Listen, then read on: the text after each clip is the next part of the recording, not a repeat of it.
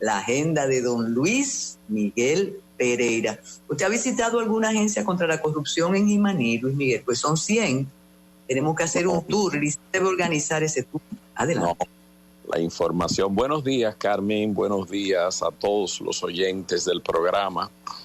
Parece que se fue ahí una información equivocada. No sé si quizás de otro país o las fuentes locales pasaron la información mal, pero todavía no creo que haya tantas agencias.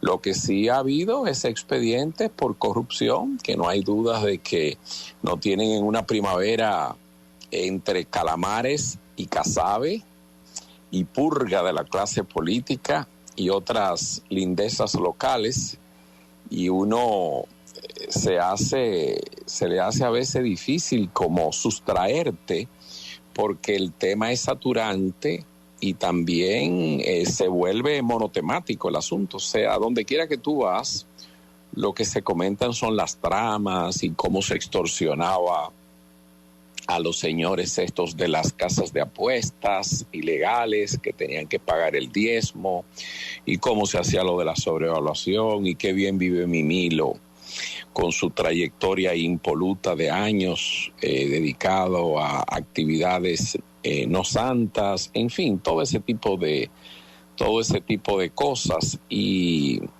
la verdad... Bueno, Mimilo debe ser beatificado, Luis Miguel Pereira.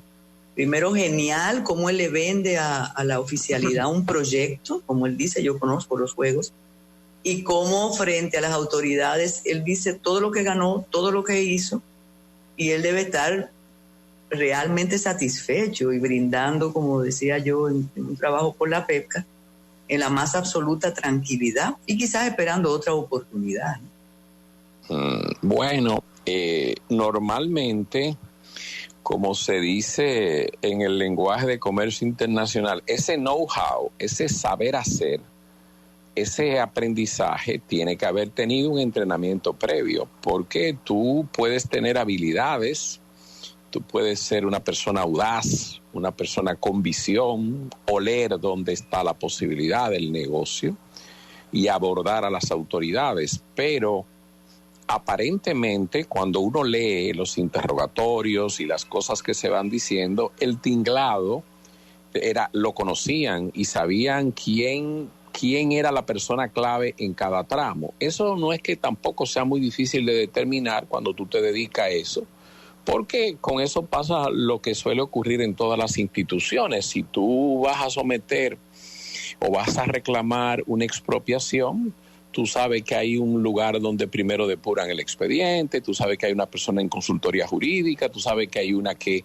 va a autorizar la expedición del cheque o el libramiento, que eso tiene que pasar por alguna otra autoridad que previamente le haya dado el visto bueno, y no es tan difícil, pero hay que conocer gente, hay que tener las habilidades, hay que dedicarse a eso, y el negocio es rentable. Definitivamente que es rentable. Si tú ves los niveles de vida, si tú ves los crecimientos patrimoniales de esas personas, si tú le buscas la trayectoria, y entonces tú te das cuenta que no tienen actividad profesional o negocio conocido o ninguna otra actividad, para decirlo de una manera socarrona, de lícito comercio. Y tú dices, bueno, pero mira, caramba, tampoco heredaron una fortuna conocida. Entonces tiene que llegar a la conclusión de que las actividades a que se dedicaban son altamente rentables y que han sido exitosos en esas actividades. Que esas cosas ocurran y que esas cosas se toleren en esta sociedad, la gente no se da cuenta, pero eso habla muy mal de nosotros como sociedad en general, por aquello que muchas veces nosotros hemos comentado aquí en el programa. Esta es una sociedad sin control social, Carmen. O sea, aquí la gente hace, deshace, todo el mundo lo sabe medio mundo, son cosas que han estado ocurriendo 30, 40 años. Y esa gente contemporiza con todo el mundo, se sientan en las mesas más distinguidas, comilla y negrilla. Y esa gente son piezas importantes de bodas, de cumpleaños. Son portadas de revistas sociales, portadas de revistas son todo eso. Independientemente de los errores que ellos hayan podido cometer,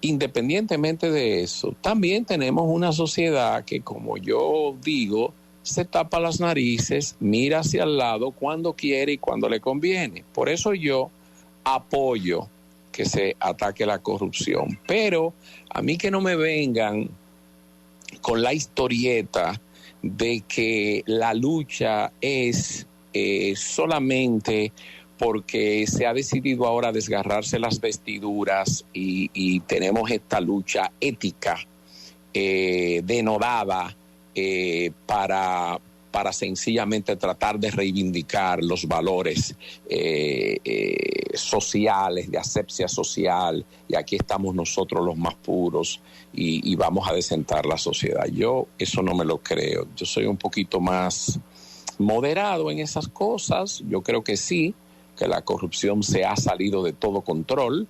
Creo que cuando uno lee eso es asqueante, es asqueroso. Creo que uno es tanto dinero que uno se alarma, uno dice, bueno, pero eran insaciables, ¿para qué tanto? No creo tampoco que todo se lo tomaron ellos. Yo creo que falta gente en esa trama. Ese dinero circuló por muchos lugares y qué bueno que se haga, y ahí retomo el pronunciamiento de Faride Raful, amiga, que había estado bastante callada, donde dice que hay que purgar la clase política. Yo creo que sí, yo creo que la clase política hay que fumigarla, total. Yo no sé si ella mide que eso va a implicar su propio partido. No lo sé, no sé si ella mide que eso podría implicar a algunos de los legisladores de su partido.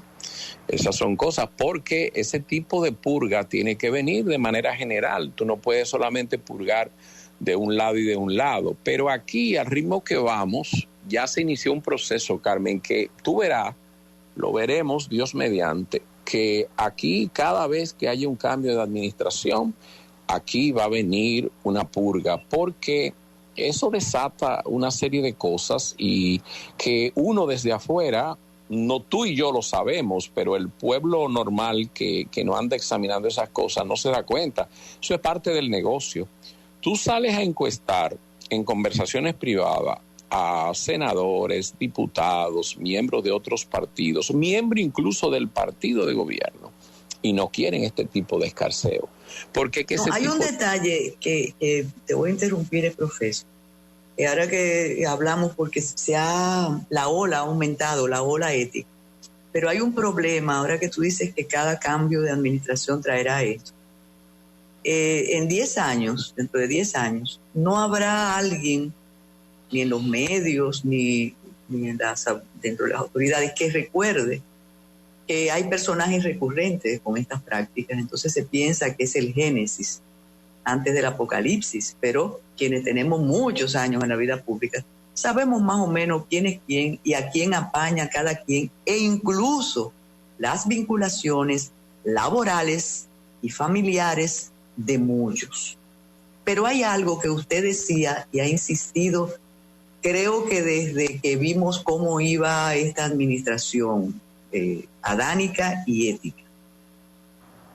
Yo le provoco a la comunidad del matutino alternativo a que busque los omitidos que pertenecen al Partido Revolucionario Moderno en este caso. En muchos.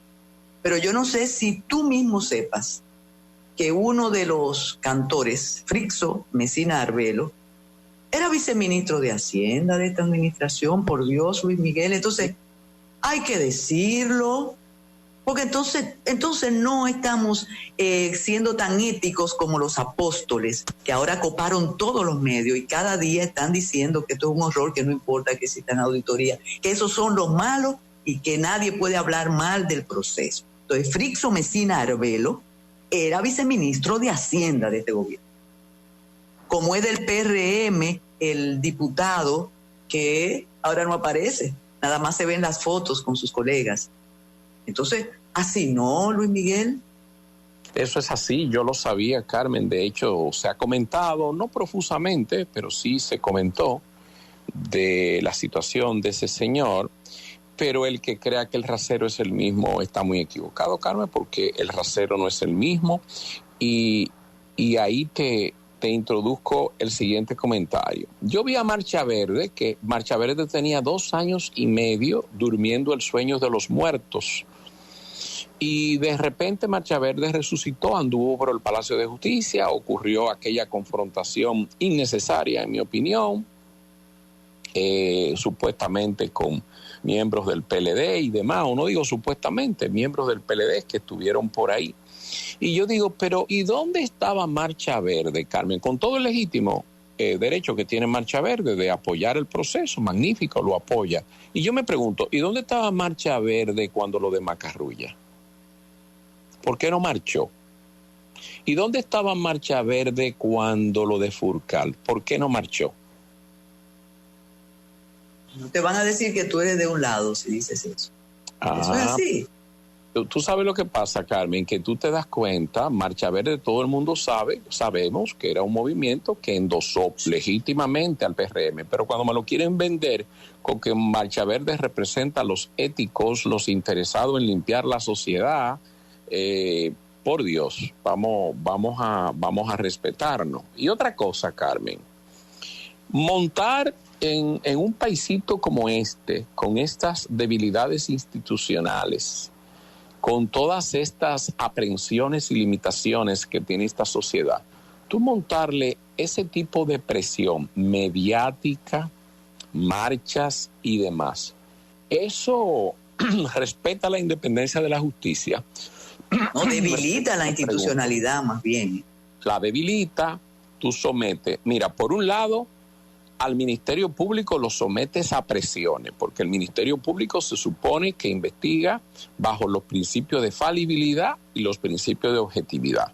Por un lado, que tú investigas hacia ambos lados, culpables, inocentes, en pro o en contra, y según te van surgiendo las evidencias, va descartando. Y por el otro lado, que uno es falible, usted no es la Dios omnisciente, omnipresente que todo lo sabe, no se trata de eso. Y por el otro lado, los jueces, que es la otra parte que ha de decidir, bajo una presión de ese tipo, ¿habrá jueces con la suficiente imparcialidad, objetividad o fortaleza de carácter para conocer de esos casos?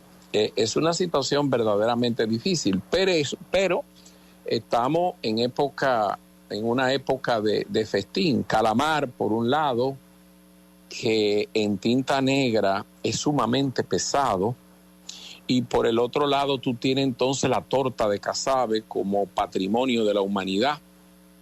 Se ha ido la ministra de Cultura a París, la ciudad luz, a llevar un artículo precolombino de consumo que no creo que los parisinos comen más pan que Casabe. Y ese bien tan importante se declare patrimonio de la humanidad. Yo creo que deberíamos estar marchando. Si eso se logra, Carmen, este país va a subir 25 escalones en términos de desarrollo humano, pasaremos a ser un país de punta.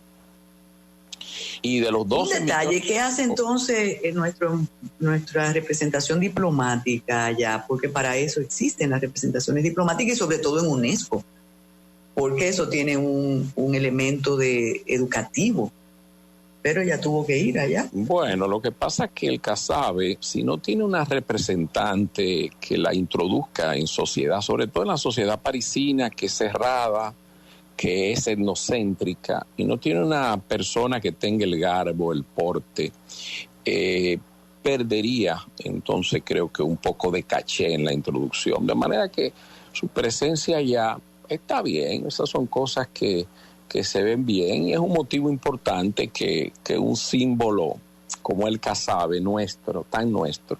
Lástima que no llevara el chicharrón también para hacer la combinación con un poco de limón y una presidenta. Sí, no, porque hay controles aduanales, quizás por eso no lo veo. Síguenos en las redes sociales y suscríbete a nuestro canal de YouTube. Recuerda que el Matutino Alternativo no es otro más, es diferente.